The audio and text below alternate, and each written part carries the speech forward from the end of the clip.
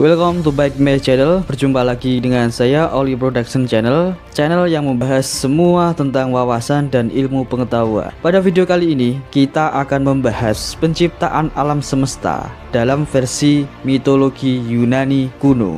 Sekali lagi aku ingatkan, cerita ini adalah mitos dari Yunani kuno. Dan kalian semua pasti punya kepercayaan, punya agama, punya keyakinan masing-masing. Jadi cukup dengarkan aja ceritanya dan nikmati keseruannya. Cerita ini aku bagi menjadi 3 generasi, yaitu yang pertama The Primordials, yang kedua The Titans, yang ketiga The Olympians. Kita akan bahas mulai dari generasi yang pertama, yaitu The Primordials. Nah, awal alam semesta sebelum manusia ada, sebelum Zeus lahir, sebelum ayahnya Zeus Kronos lahir, alam ini sama seperti mitologi yang lain, yaitu kekosongan, kehampaan, atau void. Kemudian void ini mengalami kekacauan atau chaos yang berlangsung lama. Dan dari chaos itu kemudian muncul The Primordials, generasi pertama, yaitu Gaia, The Primordials Goddess of the Earth. Ini adalah awal dewa dan dewi dari mitologi Yunani. Gaia dianggap sebagai ibu dari bumi karena dia yang menciptakan planet kita, planet bumi. Kemudian sama seperti Gaia, dari chaos muncul lagi makhluk Primordials, yaitu Tartarus, The Primordials God of the Base. Dia melirik bumi dan kemudian memutuskan untuk menggali bumi dengan sangat dalam dan menjadikan itu rumahnya. Dia memutuskan untuk tinggal di dalam bumi. Itulah yang kita kenal dengan alam Tartarus sesuai dengan namanya. Nah, apa bedanya Tartarus dengan Underworld, wilayah kekuasaannya Hades? Gampangnya Tartarus itu letaknya lebih dalam lagi, jaraknya bagikan langit dan bumi. Itulah Underworld dan Tartarus. Dan di masa depan nanti ini dijadikan sebagai tempat penyiksaan, bisa kita bilang neraka. Kemudian baru muncul Primordials yang ketiga adalah Nyx, The Primordials Goddess of the Night atau malam. Dan yang terakhir muncul dari chaos adalah Erebus, The Primordials God of the Darkness, kegelapan. Nyx langsung jatuh cinta dengan Erebus, cinta pada pandangan pertama, dan mereka memiliki keturunan, yaitu Aether, The Primordial God of Light atau cahaya, dan Hemera, The Primordials Goddess of the Day atau hari. Jadi muncul yang gelap dulu, kemudian muncul yang terang. Makanya ada quotes, tak ada yang muncul setelah kegelapan selain cahaya. Sementara Gaia merasa kesepian. Tanpa proses kawin, dia melahirkan keturunan. Kalian imajinasikan sendiri aja ya, bagaimana dia bisa hamil tanpa melakukan proses kawin. Keturunannya adalah Uranus, The Primordial God of the Sky atau langit. Dia yang menguasai langit dan menciptakan langit, dan yang membuat langit yang membentang mengelilingi bumi. Kemudian Gaia melahirkan Aurea, The Primordial God of the Mountains atau gunung, dan anak yang ketiganya yaitu Pontus, The Primordial God of the Sea atau laut. Dan kemudian ada satu Primordial yang lahir dari Aether dan Hemera, yaitu cahaya dan hari, yaitu Thalassa, The Primordial Goddess of the Sea, yaitu laut juga. Sama kayak Pontus, dia menikah dengan Pontus juga karena memiliki kesamaan. Dan itulah generasi pertama dalam mitologi Yunani, The Primordials. Ada Gaia, ada Tartarus, Nyx, Erebus, Aether, Hemera, Uranus, Aurea, Pontus, dan Thalassa. Dan anak-anak mereka akan masuk ke generasi kedua, yaitu The Titans. Uranus ingin menjadikan Gaia istrinya. Dia membuktikan bahwa dirinya setara dengan Gaia. Dan kemudian Uranus menjadi jodohnya Gaia. Karena dalam mitologi Yunani sering terjadi kayak gini ya, yaitu incest, hubungan sedarah. Jadi jatuhnya kayak anakku adalah suamiku. Begitu, Uranus adalah anaknya Gaia sekaligus menjadi suaminya Gaia. Nah, mereka melahirkan 12 keturunan, yaitu The Titans, 6 laki-laki dan 6 perempuan. Ke-6 laki-lakinya adalah Oceanus, The Titan of the Sea, Titan laut, Coeus, The Titan of Intellect, Titan kecerdasan. Kemudian Creius, The Titan of Constellation, Titan rasi bintang. Hyperior, The Titan of the Light, Titan cahaya. Iapetus, The Titan of Mortality, Titan kematian.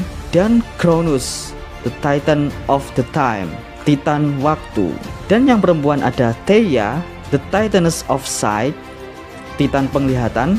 Rhea, the Titaness of Motherhood, Titan keibuan, Themis, the Titans of Divine Law, Titan hukum ilahi, Mnemosyne, the Titan of Memory, Titan ingatan, Phoebe, the Titans of Oracle, Titan peramal, dan Tethys, the Titans of Freshwater, Titan air tawar.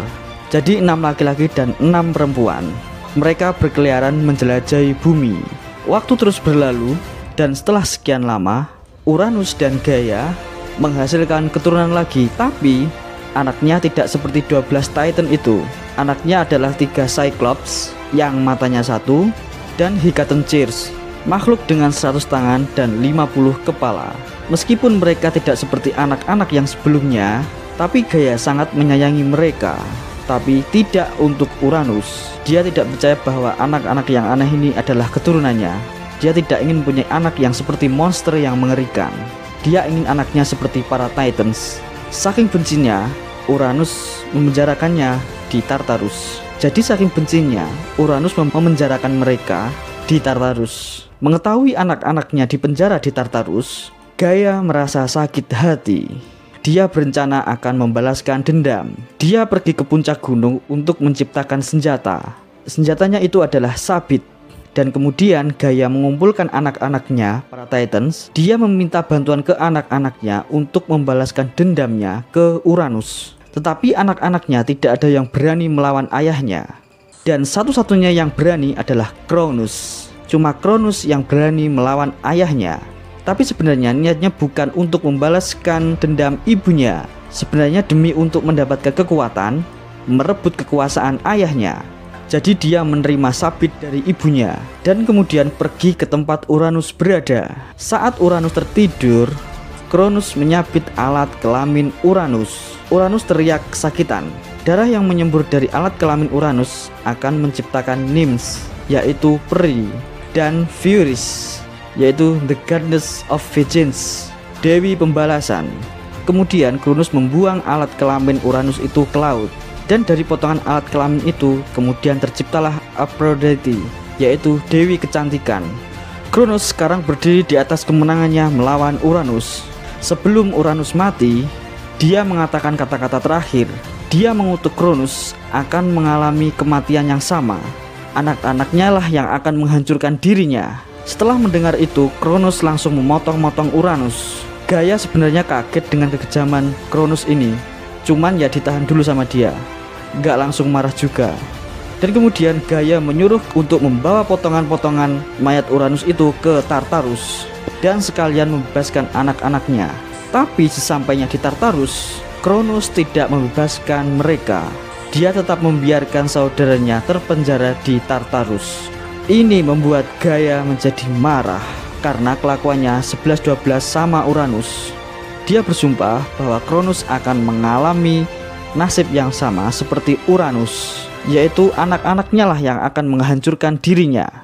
Dan sekarang karena Cronus yang paling pemberani dan mengalahkan ayahnya, dan dialah yang dipilih sebagai pemimpin dunia, yaitu pemimpin para Titans. Dan sekarang para Titan lah yang memegang kekuasaan. Dan kemudian para Titans bersorak dan membungkuk pada penguasa baru alam semesta, Cronus. Setelah Cronus menjadi penguasa, dia menikahi saudarinya, Rhea, yaitu yang Titan keibuan, motherhood. Dan keturunan dari para Titan inilah yang kemudian kita kenal sebagai The Olympians. Ya, inilah generasi ketiga. Nah, di sini Cronus merasa takut dengan sumpah dari ibunya dan kutukan dari ayahnya kalau anak-anaknya akan menggulingkan kekuasaannya, menghancurkan dirinya.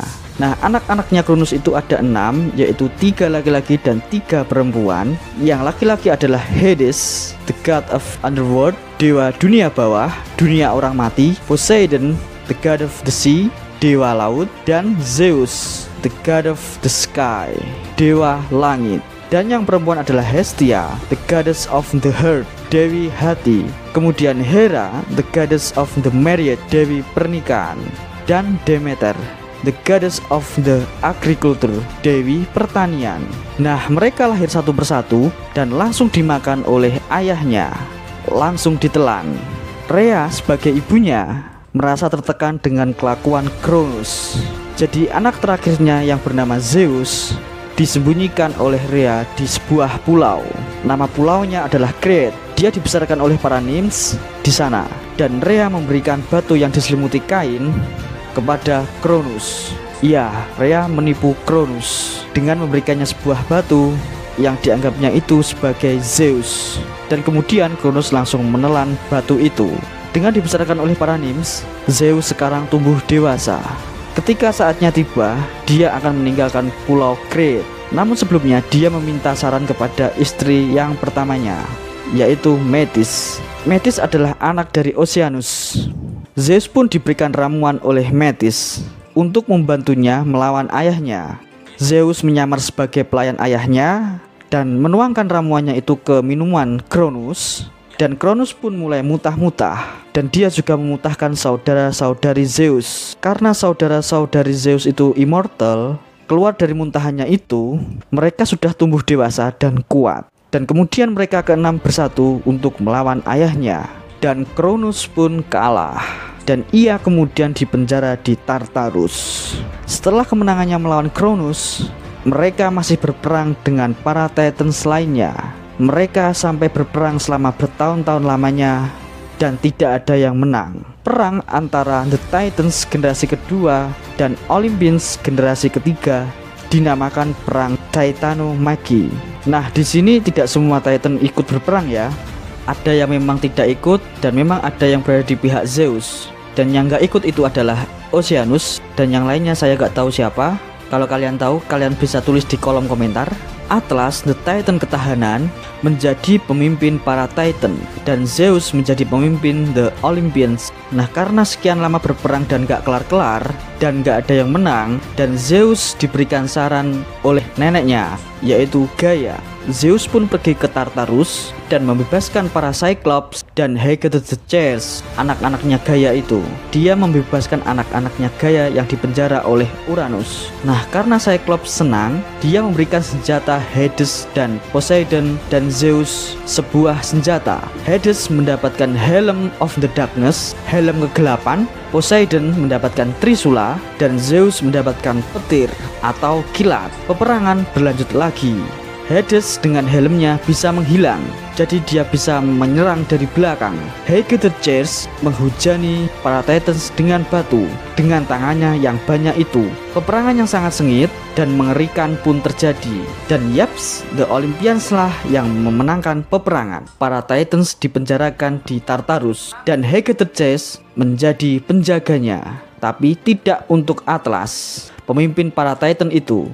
Dia dihukum untuk menopang bumi di pundaknya. Itulah mengapa kita mempunyai peta bernama Atlas. Dan penggambarannya Atlas itu biasanya dia memangkul bumi di pundaknya. Nah, neneknya yang bernama Gaia itu merasa marah karena anak-anaknya dipenjara di Tartarus. Kemudian Gaia menciptakan monster yang bernama Typhon.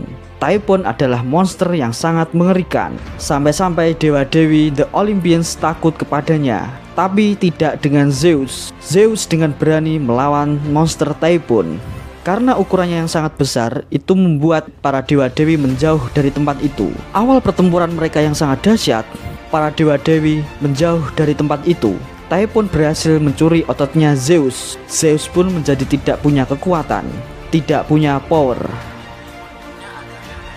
Tapi untungnya ada Hermes. Dengan gerakan kilatnya, gerakan yang sangat cepat, dia mencuri kembali otot Zeus dari Typhon.